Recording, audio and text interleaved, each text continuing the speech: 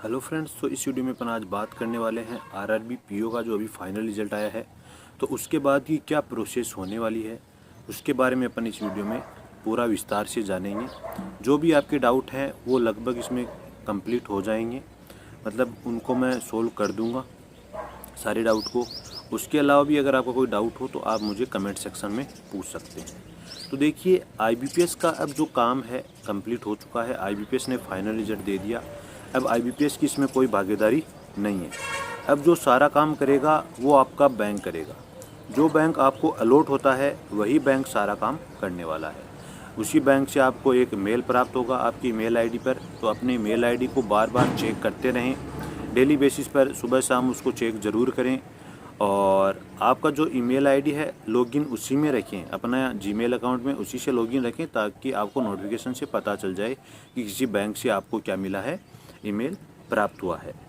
अभी बात करते हैं कि इसमें जो डीवी होने वाला है, अब फाइनल डीवी होगा जो ज्वाइनिंग से पहले होने वाला है। ज्वाइनिंग उसके आपको तुरंत बाद भी मिल सकती है या 5-10 दिन बाद में भी मिल सकती है, लेकिन अभी जो हो जाएगा वो फाइनल हो जाएगा। एक बार आपने जब इंटरव्यू दिया था तो उस टाइम भी आपका डीवी कंप्लीट हुआ था। तो वही डॉक्यूमेंट्स यहाँ पर भी ज़रूरी हैं। वो डॉक्यूमेंट्स तो हैं ही हैं, उनके अलावा 3-4 चीज़ें और हैं, उनका आप क्या करना है, ध्यान रखना है। तो देखिए, एक चीज़ और बता देता हूँ, जो भी डॉक्यूमेंट्स आप इंटरव्यू में लेकर गए थे और कुछ डॉक्यूमेंट्स आपके पास नहीं थे, तो उस टाइम आपने अंडरटेकिंग वहाँ पर लगवाई थी। तो अंडरटेकिंग जैसे आपके पास डिग्री नहीं थी, प्रोविजनल नहीं था, तो आप अंडरटेकिंग वहाँ पर लगवा कर आए थे। मार्कशीट वगैरह में कुछ नहीं था, कुछ और कुछ भी जो भी डॉक्यूमेंट्स मांगे गए थे आपके पास उनकी कमी थी, किसी डॉक्यूमेंट्स की, तो उनके लिए उन्होंने आपसे अंडरटेकिंग लगवाया था। तो अब आपको वो सारे डॉक्यूमेंट्स वहाँ पर शो करने होंगे, वरना आपकी ज्वाइनिंग पे थोड़ी मुसीबत आ सकती है। थोड़ी क्या, पूरी भी मुसीबत आ सकती है, क्योंकि जो डॉक्यूमेंट्स रिक्वायर्ड हैं वो डॉक्यूमेंट्स अब आपको वहाँ पर शो करवाने होंगे। अगर आपने कॉलेज से डिग्री वगैरह, मार्कशीट वगैरह, मैं तो देखो डिग्री प्रोविजनल है ना, ये ज़रूरी है। ये अगर आपके पास नहीं है, या फाइनल ईयर की जो मार्कशीट है वो आपके पास नहीं है, तो वो अभी निकलवाइए, वो बहुत ज़रूरी है। ठीक है, तो ये तो हो गए पुराने डॉक्यूमेंट जो आपने बनवाए थे, सारे वही लेके जाने हैं। आपका जो कास्ट सर्टिफिकेट हो गया, सब मैंने पहले वाले वीडियो में बताए हैं। अगर आपने नहीं देखा हो तो वो भी आप चेक कर सकते हो, और जिन्होंने इंटरव्यू दिया है तो उनको पता भी होगा क्या क्या डॉक्यूमेंट्स लगे हैं। तो वो डॉक्यूमेंट्स तो आपको लेके ही जाने हैं। उसके बाद बात करता हूँ मैं यहाँ पर सबसे पहले पुलिस वेरिफिकेशन के बारे में। तो देखिए, पुलिस वेरिफिकेशन का रोल ऐसा है कि कुछ कुछ बैंक तो ऐसी होती हैं जो आपको ये बोलेंगे कि आप खुद से करवाइए पुलिस वेरिफिकेशन। ठीक है, तब तो आपको खुद के स्टेट से क्या करवाना है, वहाँ पर पुलिस वेरिफिकेशन करवाना है। आप कहीं से भी बिलोंग करते हो, आपने फॉर्म कहीं से भी फिल किया है, लेकिन खुद के स्टेट से आपको क्या करवाना होगा, जो फॉर्मेट आएगा उसी फॉर्मेट में आपको क्या करना है, पुलिस वेरिफिकेशन करवाना है। अगर पुलिस कोई अलग फॉर्मेट देती है तो वो भी चलेगा, कोई दिक्कत नहीं है।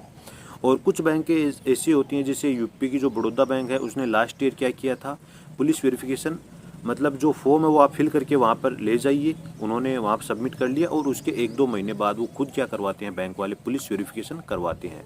ये मैं बीओबी की बात कर रहा हूँ, बैंक ऑफ बड़ौदा की। और अलग बैंकों का क्या क्या रूल है, वो मुझे सभी बैंकों का अलग अलग स्टेट में अलग अलग रूल है, उसका मुझे नहीं पता है। तो वो आपका जो ईमेल आईडी जब आपके ईमेल प्राप्त होता है, तो आप उसमें आपके जो बैंक के कॉन्टैक्ट नंबर भी आपको मिलेंगे, तो आप बैंक से वहाँ पर क्या कीजिए, कॉन्टैक्ट कीजिए, और बैंक से आप ये सारी इन्फॉर्मेशन जान सकते हैं। बैंक आपको सारे जितने भी डॉक्यूमेंट्स हैं उनके बारे में आपको सारी जानकारी देगा कि आपको क्या क्या करना है। और एक आप जो बैंक की जो वेबसाइट है, जैसे यूपी का बैंक है, एमपी का बैंक, तो उसकी वेबसाइट पर जाकर चेक कीजिए। वहाँ भी जब जो डॉक्यूमेंट आएंगे, जो डॉक्यूमेंट्स की अपन को रिक्वायरमेंट है, वो सारे डॉक्यूमेंट्स वहाँ पर अपलोड किए जाएंगे। एक पीडीएफ फाइल वहाँ पर रहेगी, तो आप बैंक की वेबसाइट के भी टच में रहें और बार बार उसको चेक करते रहें। जैसे ही डॉक्यूमेंट्स की पीडीएफ वो डालते हैं, तो आप उससे देख सकते हैं कि उन्होंने किन किन डॉक्यूमेंट्स को मेंशन किया है, और पिछले साल के डॉक्यूमेंट्स की पीडीएफ भी वहाँ पर आपको मिल जाएगी। तो ये तो हो गई पुलिस वेरिफिकेशन की बात। अब इसमें घबराने वाली बात नहीं है, ठीक है, बस आपके ऊपर कोई इलीगल केस नहीं होना चाहिए और कोई दिक्कत नहीं है।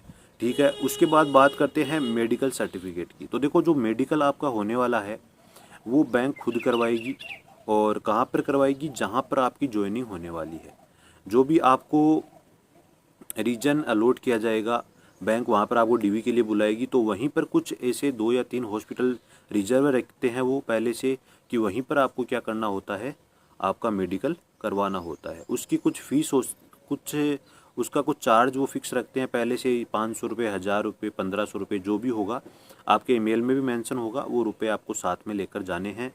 तो जो भी आपका चार्ज वहाँ पर लगता है वो आपको वहाँ पर पे करना है और आपका वहाँ पर मेडिकल हो जाएगा। अब मेडिकल में डरने वाली बात नहीं है।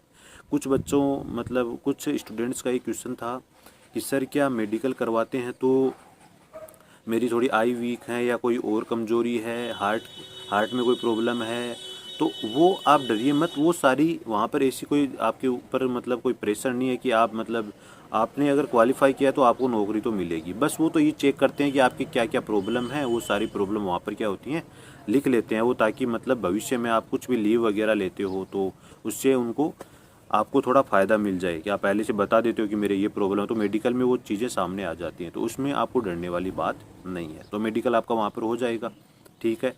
और उसके बाद में बात करते हैं अपन, जो अगला अपना पॉइंट है वो है बॉन्ड के बारे में। तो देखिए बॉन्ड जब भरा जाता है तो बॉन्ड का जो आपको ईमेल में जो भी परफॉर्मा मिलेगा, ठीक है, उसको आपको फिल करना है, ठीक है। और जो आपका बॉन्ड बनेगा वहीं बनेगा, ठीक है, जहाँ पर आपकी ज्वाइनिंग होने वाली है वहीं पर बनेगा, मतलब उसी स्टेट में बनेगा।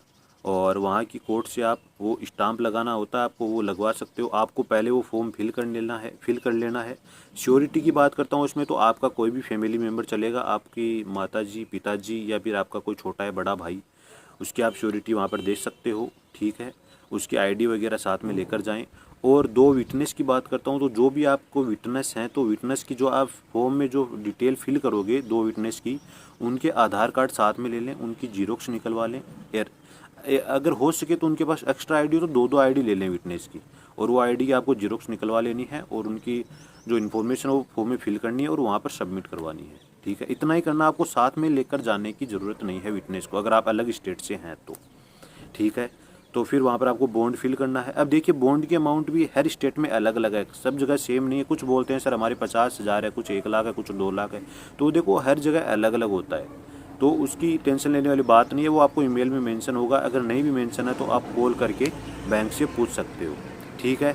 और उसमें बॉन्ड की जो अमाउंट है वो आपको पहले पे नहीं करनी होती है। कुछ बच्चे बोल रहे हैं कि सर क्या जो 1 लाख रुपए का बॉन्ड है तो वो पहले ही ज्वाइनिंग के टाइम हमें जमा करवाना होगा? नहीं, वो जो भी आपका प्रोबेशनरी पीरियड है, साल का या 2 साल का, पीओ में शायद 2 साल का होता है, तो उस टाइम में अगर आप जॉब छोड़ते हो तो आपको वो लाख या 2 लाख रुपए जो भी हैं वो आपको वहाँ पर बैंक को क्या करने पड़ेंगे, सबमिट करवाने पड़ेंगे, ठीक है। और एक तीसरी बात बताता हूँ उसमें क्या करना है आपको, जो आपके कुछ बैंक क्या करते हैं एफडी भी करवाते हैं, फिक्स डिपॉजिट भी करवाते हैं, जैसे 20,000 30,000 जो भी उनका होगा वो आपको मेंशन करेंगे मेल में, ठीक है। तो वो आपको फिक्स डिपॉजिट भी वहाँ पर करवाना होगा। वो फिक्स डिपॉजिट की जो अमाउंट है वो आपको 90 दिन 3 महीने में क्या हो जाएगी, वापस आपके अकाउंट में मिल जाएगी विथ इंटरेस्ट, ठीक है। तो उसके लिए आपको टेंशन लेने वाली कोई बात नहीं है। इसके अलावा आपका कोई वहाँ पर पैसा नहीं आपको जमा करवाना है, ठीक है। तो ये बातें हो गई बॉन्ड के बारे में। उसके बाद अपन बात कर लेते हैं करेक्टर सर्टिफिकेट के बारे में। तो करेक्टर सर्टिफिकेट भी आपको यहाँ पर 2 से 3 बनवाने होंगे, वो ईमेल में मेंशन होगा। कुछ बैंक 2 के लिए बोलते हैं, कुछ 3 के लिए बोलते हैं, तो वो आपको ईमेल में मेंशन होगा। यहाँ पर आप एक तो कॉलेज से बना सकते हैं, अगर कॉलेज से बनाना संभव नहीं है तो आप स्कूल से भी बनवा सकते हैं, अपनी जहाँ पर आपने 10th या 12th करी है वहाँ से बनवा सकते हैं। एक आपको गजटेड ऑफिसर से बनाना है, कोई भी हेडमास्टर हो गया स्कूल का, वहाँ से बनवा लीजिए, या मेडिकल लाइन से कहीं से बनवा लीजिए। एक आप अपना कोई सरपंच एमएलए वहाँ से भी एक बनवा सकते हैं। तो ये 2-3 बनवाने बहुत ईजी है। अगर कॉलेज ने आपको पहले से दे दिया है तो वो भी यहाँ पर चल सकता है, ऐसा नहीं कि पुराना चलेगा नहीं, वो भी चल सकता है। कि कुछ कॉलेज ऐसी होती हैं जो एक बार दे देती हैं उसके बाद नहीं देती हैं, तो वो भी आप यहाँ पर सबमिट करवा सकते हो। तो ये होगी करेक्टर सर्टिफिकेट के बारे में बात। ये मेन चीज़ें हैं, इन्हीं का आपको ध्यान रखना है।